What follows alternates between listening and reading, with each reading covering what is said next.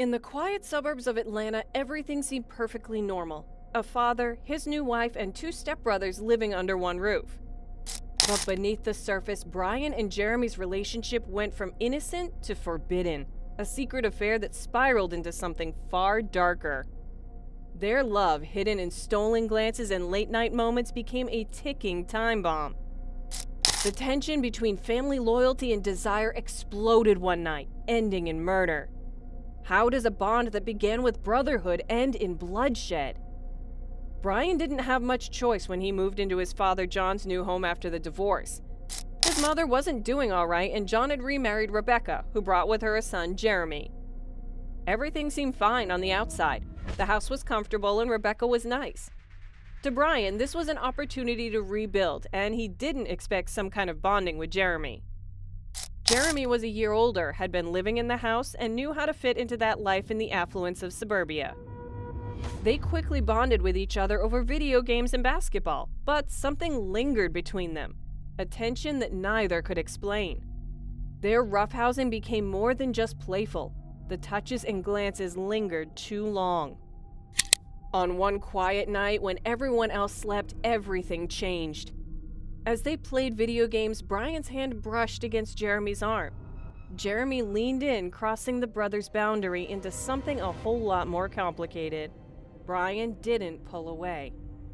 In that moment, their relationship morphed into forbidden secrecy. They dug it deeper over the next few weeks in secret. Brian felt torn between his guilt and the thrill of what he was doing, confused by feelings he'd never felt before.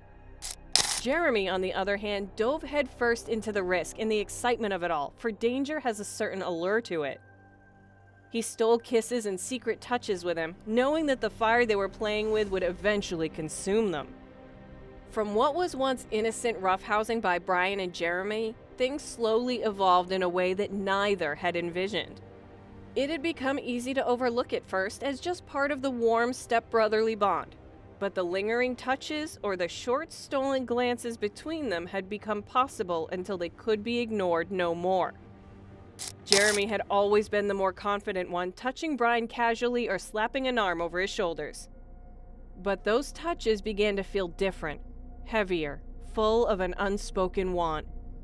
Brian felt it too, but was maddened by an unhappy split of exhilaration over their closeness with the shame that gnawed him. This was his stepbrother after all, and whatever was going on between them felt wrong. Everything changed one night in November when the rest of the family had gone to bed. Brian and Jeremy were playing video games in Jeremy's room. It felt like any other night, but a brush of his hand against Jeremy's arm was the moment something snapped for Brian. Jeremy had leaned in, their lips brushing together over a kiss that was just as exciting as it was terrifying. That kiss broke the barrier between them. They became lovers, hiding everything from everyone. For Jeremy, the danger of getting caught made it even more exciting, but with Brian, it wasn't so. Guilt and fear beset him, and he hung between love for Jeremy and at the same time the fear for what might happen if people discovered anything. Brian and Jeremy had to struggle through keeping the relationship under wraps, always sneaking moments in whenever nobody was paying attention, behind the door to steal quick kisses in the hallway, hands brushing under the dinner table, anything just to keep the flame they were creating. They were forced to act like typical stepbrothers around their parents and pretend nothing was happening between them. After a while, this weighed down on Brian. Brian was suffocating under this threat of being caught. It gnawed at him every day, leaving him in no peace whatsoever. He felt too burdened by the guilt as he knew their relationship was forbidden according to family standards and, much worse, according to society's standards as well. Each glance from his parents felt like an accusation, even though they haven't discovered the truth yet. The pressure was too strong and Brian wanted the fight to end, but Jeremy wasn't ready for that. It all fell apart one evening during a quiet family dinner. Rebecca had finished clearing the table and John was in his study. Brian and Jeremy thought they were being careful, but that one lingering touch, Jeremy's hand resting on Brian's shoulder a little too long, was all it took. Rebecca walked back into the room just in time to witness the moment. Her gasp cut through the air like a knife, and the boys jumped apart, panic flooding their faces. "What's going on here?" Rebecca demanded, her voice trembling with shock. The boy stood frozen, unable to find the words to explain what she had just seen. Rebecca's confusion quickly turned to horror, and she stormed out to find John. Even after being caught, Jeremy refused to let go of Brian.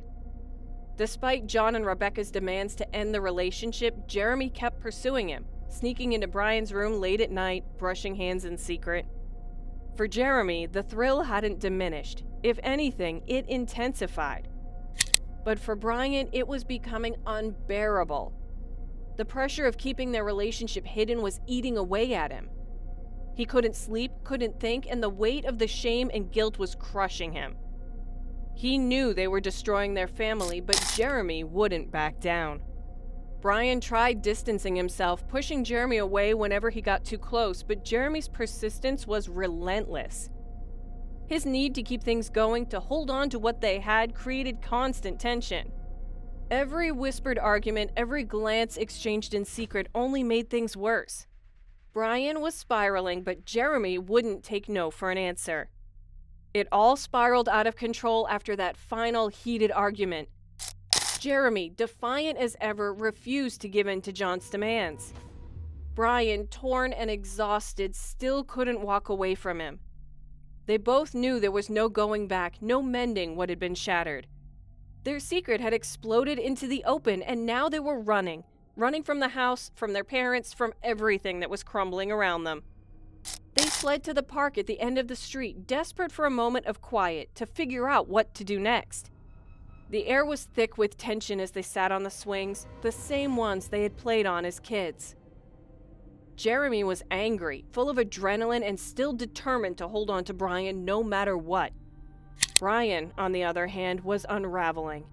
He could barely think straight. The fear of what they'd done, what they were still doing, gnawed at him.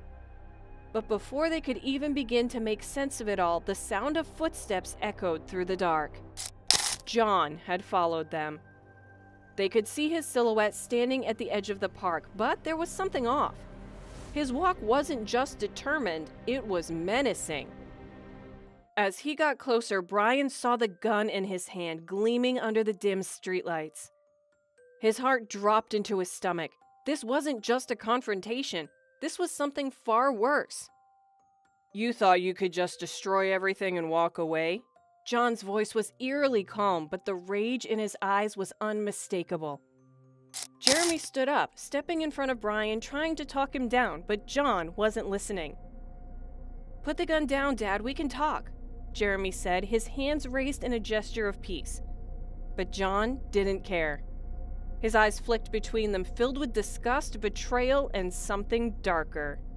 Brian felt frozen in place, barely able to breathe. Then the gunshot rang out, deafening in the quiet park. Time seemed to slow as Jeremy staggered back, clutching his chest, blood blossoming across his shirt. He crumpled to the ground, and Brian rushed forward, his hands shaking as he tried to stop the bleeding. "Jeremy, no! Please, no!" His voice cracked as he cradled Jeremy's body, watching the life drain from his stepbrother's eyes. The world around them seemed to dissolve. Brian couldn't hear anything but his own sobs and couldn't feel anything except Jeremy's lifeless body in his arms. The sirens that began to wail in the distance felt far away, like they were coming from another reality. John stood frozen, the gun still in his hand as the weight of what he had just done began to settle in. By the time the police arrived, it was over. Jeremy was dead, and Brian was left alone, shattered and drenched in his stepbrother's blood. What had started as a forbidden love had now ended in unimaginable violence, tearing their family apart forever. There was no going back from this. So what are your thoughts on this? Let us know in the comments below.